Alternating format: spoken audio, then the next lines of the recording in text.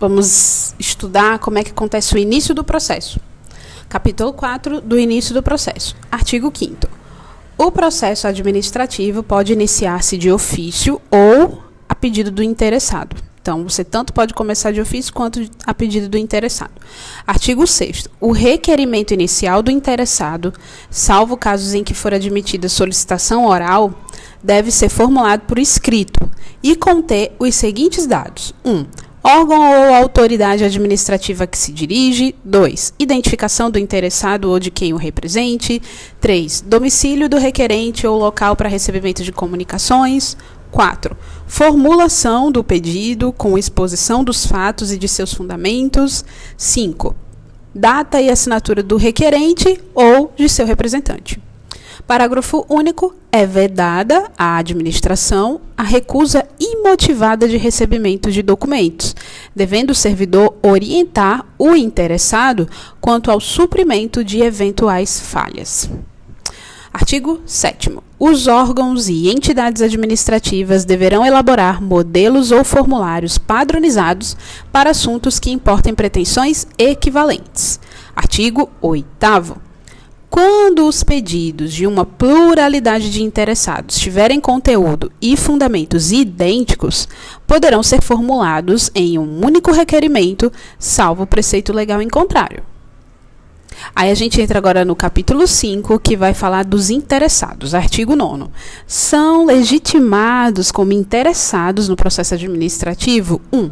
Pessoas físicas ou jurídicas que o iniciem como titulares de direitos ou interesses individuais ou no exercício do direito de representação. 2. Aqueles que, sem terem iniciado o processo, têm direitos ou interesses que possam ser afetados pela decisão a ser adotada. Eles também são legitimados. 3.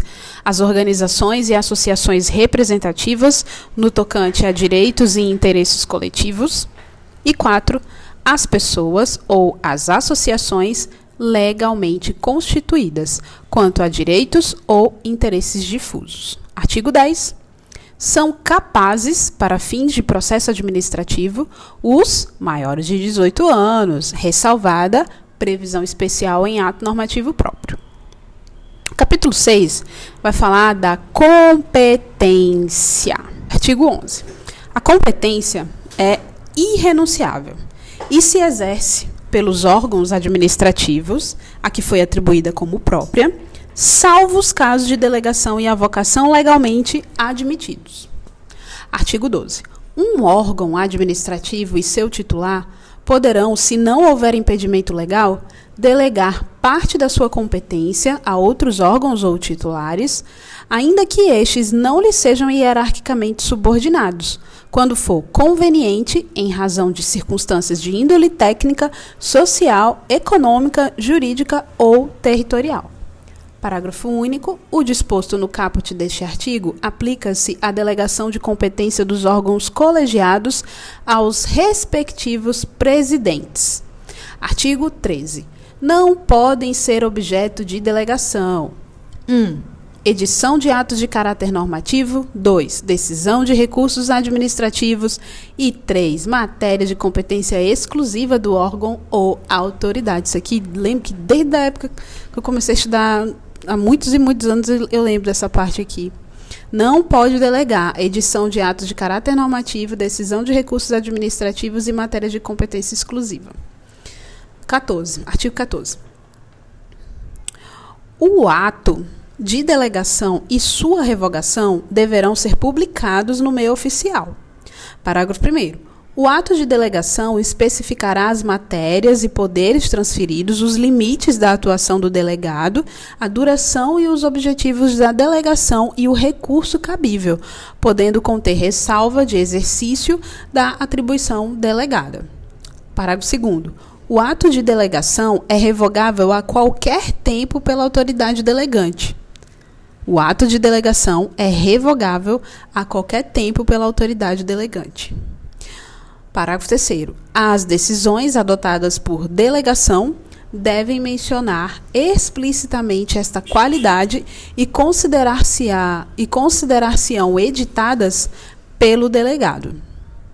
Decisões adotadas por delegação devem mencionar explicitamente a qualidade e considerar-se-ão editadas pelo delegado.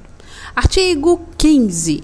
Será permitida, em caráter excepcional e por motivos relevantes devidamente justificados, a avocação temporária de competência atribuída a órgão hierarquicamente inferior. Artigo 16.